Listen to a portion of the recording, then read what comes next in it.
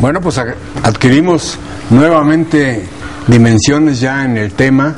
Creo que el debate o el pseudo debate o el no debate, como lo hemos llamado algunos, creo que adquiere dimensiones ya mucho más fuertes, ¿no?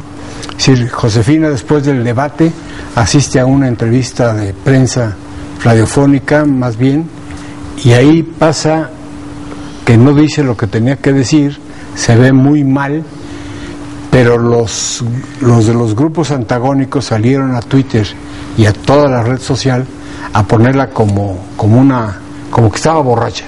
Yo la verdad no he visto y he leído varias veces la entrevista y yo no la veo que haya estado... No se le escucha así, a fin de cuentas. Simplemente sí cometió los errores de una persona que no estaba concentrada. Entonces, ¿para qué la llevan? Sí, porque borracha hubiera hablado con más soltura. Borracho hubiera dicho que llamaba a ganar. Sí. Pero además no tiene el perfil, Josefina, como para que le achaquen eso. A lo mejor tomó alguna pastilla para recuperarse, no sé. Pero ahí los asesores nuevamente fallaron porque no la debieron haber llevado a una entrevista con ese tipo de... Fue telefónica, ¿no? Fue telefónica con Pablo Iriart y en efecto quien puede escucharla está en YouTube, que saque sus conclusiones. Para mí sí es un error del equipo de comunicación haberla puesto en esas condiciones. Claro. Ellos dicen que no había dormido en 48 horas. Pues no la metas a una entrevista porque en efecto fue totalmente incoherente. La realidad es que ya estamos en el proceso electoral y esta va a ser la tónica. Esta va a ser la tónica. A mí lo que me preocupa, la verdad, de este proceso son otras cosas que estamos viendo. Es decir, esta idea de Woldenberg, que tiene toda la autoridad moral y la legitimidad para hablar de elecciones, es estas cosas que estamos viendo, preguntarnos si están bien o están mal. Está bien que haya spots de 3 precandidatos navideños enviándonos saludos a todos los mexicanos, pero diciendo, solo si eres panista debes ponerme atención y escuchar. Yo creo que no. Es lógico. ¿Pero qué es lo que haces, Pepe? ¿Te tapas para no ir si no eres panista? Bueno, en vista de cómo está la normatividad electoral en México, sí, veo que es un anuncio para militantes panistas o priistas o perredistas, proceda no es para mí a taparse los oídos. ¡Qué barbaridad! Número 2, me parece absurdo que a unos meses de elegir al presidente de la República, de renovar las 2 cámaras del Congreso y no pocas gubernaturas, los medios de comunicación tengan que recurrir a los expertos electorales jurídicos para ver si pueden invitar a quien aspira a un cargo a decirle por qué aspira a un cargo a la gente. Eso, perdón, en una democracia competitiva es ridículo.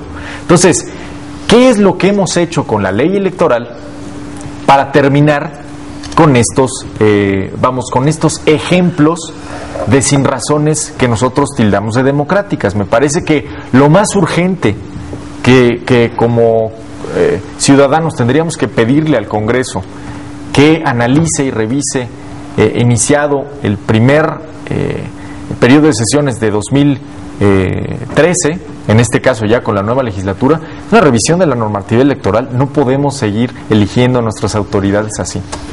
Y como diría mi amigo Nino Canún, ¿y usted qué opina? Porque nosotros damos nuestra opinión, la discutimos, la desmenuzamos, pero al final usted es el que opina, y el que va a dar el voto. El que va a dar. Entonces cada quien debe ir juzgando ya como viene. A veces hay pros y a veces contras, pero yo creo que a la gente le debe fascinar ver a Ernesto Cordero felicitándolo en Navidad. Debe ser lo que esperaba al prender la televisión. Yo la verdad me he tapado los oídos porque no es para mí el mensaje, entonces a ver, pero don Luis tocaba un tema bien importante, que tiene que ver con que en las elecciones siempre se le da el carácter de actor principal a las autoridades, a los partidos, los candidatos, y se nos olvida que el primer actor es el ciudadano. Claro. Entonces, así como los partidos hacen sus estrategias, el ciudadano también tendría que hacer la suya para informarse debidamente, quitar esta ridiculez, por llamarle de una manera respetuosa, que nos dicen algunas gentes de que no, yo de política no me meto, yo en la política no me meto.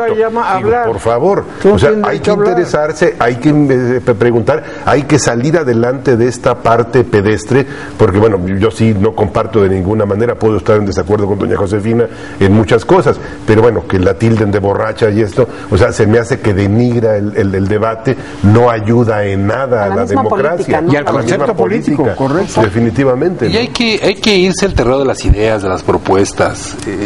Las guerras negras, las guerras sucias, no abonan a nada. Pero nunca las van a Yo me iría más allá, ¿no? Gerardo. No hay que prohibir, No. hay que abrir. Y si hay guerra sucia, pues ya vendrá la contraguerra sucia. Cada persona debe juzgar si lo que están diciendo, por ejemplo, a mí, lo que escuché, y eso que me tapé los oídos, porque decía ahí un anuncio que era para los panistas, creo que eso repercute en la gente cuando no te dan la libertad de tú oír lo que tengas que oír y decidir. Hay muchas cosas como la de Josefina que yo, por ejemplo, no creí que estuviera borracha. Pero hay que tener responsabilidad para eso, Luis, porque basta que alguien diga está borracha para que 2 millones se vayan con la idea de que está borracha. Exacto. Pues también la responsabilidad de qué se dice y qué se transmite, ¿no? Pero ¿por qué en Estados Unidos se dicen tantas cosas con ese tipo de campañas? La mentalidad es otra, Es que allá hay demandas, Son allá... una sociedad sui generis. Reconozco, sí, con sí. una democracia también Sui generis. muy sui generis. Pero allá están abiertos.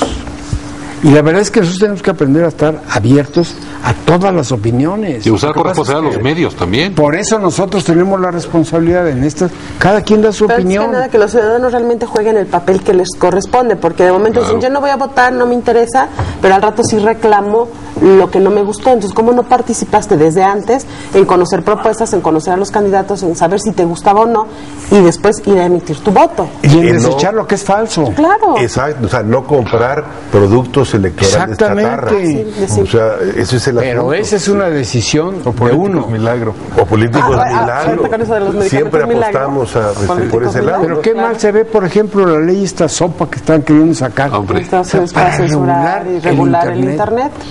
Bueno, yo creo que parte del no entendimiento de la dinámica de Actual, Internet. a fin de Ya cuentas. Fidel Herrera, exgobernador de Veracruz, alguna vez Lo intentó. lo intentó que YouTube dijo, bájenme esos videos que están en YouTube que Con me los están tuiteros pegando. Y también en bueno, Veracruz. yo creo que primero los de YouTube se rieron del gobernador y ya luego procedieron a decirle que no se podía. Hoy el senador Federico Doring está haciendo pues una vergüenza también al no entender y tratar de legislar, de normar, de ceñir las dinámicas políticas, sociales y comunicacionales a una ley. ¿Para qué?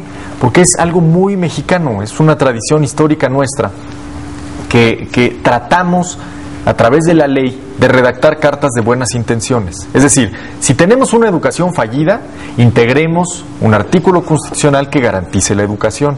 Si tenemos una economía que no funciona y que no da los empleos suficientes, consagremos constitucionalmente el derecho al trabajo y a la vida digna. Vamos, es algo histórico y muy nuestro. Yo creo que ya tendríamos que ir cambiando un poco la lógica para que precisamente no nos vendan cada ciclo electoral políticos chatarra, oferta electoral que no funciona. Digo, hemos en los últimos años constatado esto con el tema de la tenencia. Pero no ¿Cuántas veces cerrando. fue usufructuado políticamente cuando el asunto estaba cerrado? Más que Entonces, indicado. yo creo que sí, como dice Carmen, una parte de la tarea del ciudadano es ir a votar, pero otra es darle seguimiento y vigilancia. Informarse, Exacto, estar darle seguimiento y pendiente de participar. todo. Claro, porque el es primer beneficiario fundamental. el primer beneficiario de esta lejanía con la política de la que habla Juan Manuel Sepúlveda, de yo no hablo de política y yo no sé de política y no me interesa la política, es precisamente el político tradicional que espera ver alejado al ciudadano. Es más, le están Hasta haciendo el hace caldo todo para gordo que- a aquel que critican desde lejos. Porque una sociedad que no participa, no critica, no analiza y no percibe como tiene que hacerlo a sus políticos, pues genera precisamente una clase política aislada que Sustentada hace lo que quiere. en el voto duro tradicional, porque vota un 30% de la población, que está muy definido. Pero ya y el voto resto ya duro no. de los partidos ya empieza a disminuir, Ya no porque es ya base requiere de como mayor antes, ¿eh? explicación. Yo sí veo que la sociedad está verdaderamente empezando a interesar en los temas políticos y que hay ánimo de participación.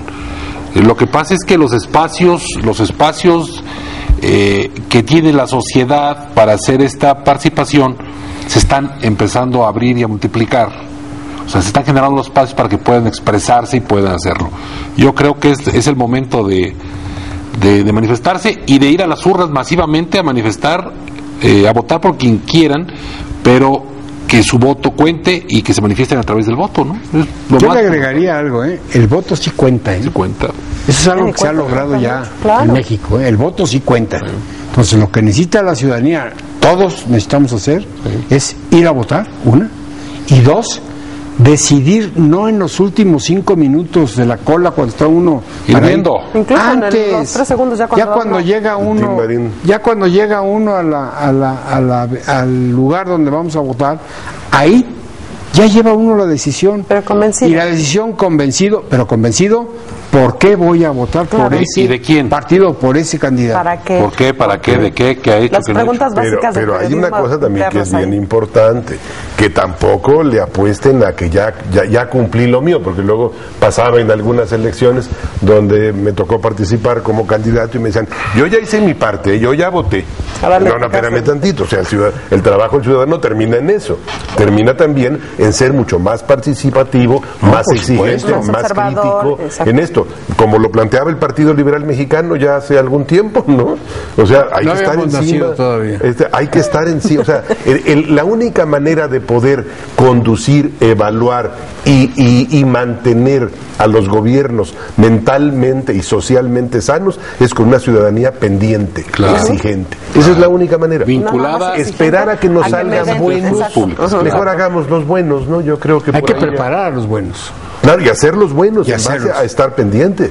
Porque además me parece que tendría también que romperse con esta lógica en la que el ciudadano o el votante pues es un cliente de un sistema corporativo. Es decir, yo ya voté, ahora que me toca.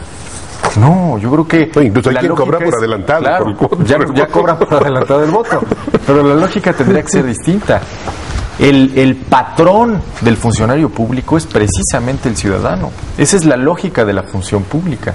Entonces, también romper con este esquema en el que ciudadano es antónimo de político. Yo creo que el político ahí también está es ciudadano para empezar y para ser postulado. ¿Por qué no construimos mejores ciudadanos que después se reflejen en una mejor clase política? ¿Por qué no lo hacemos después del corte? Muy bien. Así es, vamos a hacer una pausa. Recuerda, estamos en su mesa de diálogo y análisis de Visto Bueno. Regresamos después de este corte.